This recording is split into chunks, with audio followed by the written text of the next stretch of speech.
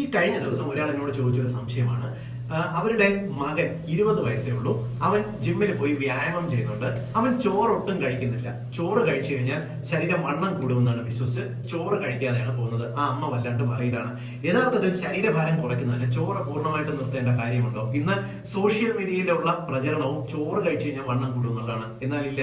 നമ്മൾ കഴിക്കുന്ന ചോറ് 100 ഗ്രാം എടുത്താൽ അതിനകത്ത് 130 കാലറി മാത്രമാണ് ഊർജ്ജം അടങ്ങിയിട്ടുള്ളത്. എന്നാൽ നമ്മൾ എടുക്കുന്ന വേറെ ഏതൊരു ഭക്ഷണത്തിനും ഇതിനേക്കാൾ കൂടുതൽ കാലറി, ഉയർന്ന കാലറി അടങ്ങിയിട്ടുണ്ട്.